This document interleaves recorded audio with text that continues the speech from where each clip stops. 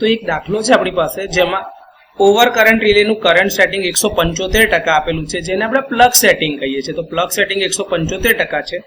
જો fault current 7600 ampere હોય અને CT નો રેશિયો 1000/5 નો હોય તો રિલેનો પ્લગ સેટિંગ મલ્ટીપ્લાયર શોધવાનો છે.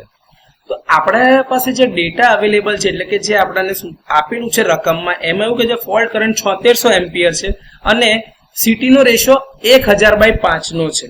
તો હવે જે ફોલ્ટ થાય છે એ તો પ્રાઇમરી તરફ થાય છે અને તમારી રિલે જે છે એ સેકન્ડરી તરફ લાગેલી છે. તો 7600 એમ્પિયર નો ફોલ્ટ જે પ્રાઇમરી તરફ થાય છે એને મારે સેકન્ડરી તરફ કેટલા એમ્પિયર હશે જો એ મારે જોવું હોય તો મારે એને CT રેશિયો વડે ભાગવા પડશે, તો રિલેમાંથી કેટલો ફોલ્ટ કરંટ પસાર થાય છે એ મળશે. તો હવે રિલેમાંથી પસાર થતો ફોલ્ટ કરંટ જે શોધવો હોય તો એ શું થાય કે ભાઈ ફોલ્ટ કરંટના છેદમાં CT નો રેશિયો. તો ફોલ્ટ કરંટ 7600 એમ્પિયર આપ્યો છે અને CT નો રેશિયો 1000/5 નો છે. તો 7600 × 5 ના છેદમાં 1000 તમે કરો એટલે તમને 38 એમ્પિયર મળશે. હવે પ્લગ સેટિંગ તમને 175% આપેલું છે, એનો મતલબ એ થાય કે 5 એમ્પિયરના 175% જેટલો કરંટ જશે તો પણ રિલે ઓપરેટ થશે નહીં.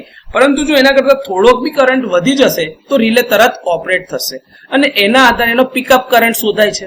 તો હવે મારો પ્લગ સેટિંગ જે છે એ છે 1.175% અને 5 એમ્પિયર સેકન્ડરી કરંટ છે. તો મારું પ્લગ સેટિંગ કેટલું થશે તો કે ભાઈ 175/100 × 5 કરી એટલે 8.75 એમ્પિયર મળે. આ 8.75 એમ્પિયર ને રિલેનો પિકઅપ કરંટ કહેવાય છે.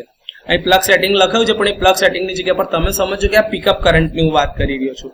તો પિકઅપ કરંટ મારી પાસે 8.75 એમ્પિયર મળે છે. હવે એના પરથી મારે રિલેનો પ્લગ સેટિંગ મલ્ટીપ્લાયર શોધવાનો છે. તો પ્લગ સેટિંગ મલ્ટીપ્લાયર એટલે કે રિલેમાંથી પસાર થતો એકચ્યુઅલમાં અત્યારે કેટલો ફોલ્ટ કરંટ જાય છે સેકન્ડરી સાઈડ પર એ છેદમાં એનો ઓપરેટિંગ કરંટ એટલે કે પિકઅપ કરંટનો રેશિયો.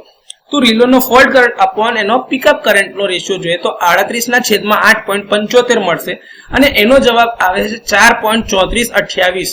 તો આ જે તમારો પ્લગ સેટિંગ મલ્ટીપ્લાયર જે છે આ રીતે ગણાશે. હવે જો તમારી પાસે ટાઈમ ડાયલ સેટિંગ આપેલું હોય રિલેમાં અને તમારે એનો ટાઈમ ઓફ ઓપરેશન ગણવો હોય તો સૂત્રની અંદરમાં તમારે પ્લગ સેટિંગ મલ્ટીપ્લાયરની કિંમત મૂકવી પડશે અને ટાઈમ ડાયલ સેટિંગને પણ મૂકવો પડશે. તો એના આધારે રિલેનો ટાઈમ ઓફ ઓપરેશન પણ ગણી શકાશે. તો આ રીતે ઓવર કરંટ રિલેની અંદરમાં પ્લગ સેટિંગ મલ્ટીપ્લાયર શોધી શકાય અને જો જરૂર પડે તો ટાઈમ ડાયલ સેટિંગ આપેલું હોય અને સૂત્ર આપેલું હોય તો તમે ટાઈમ ઓફ ઓપરેશન પણ ગણી શકો છો.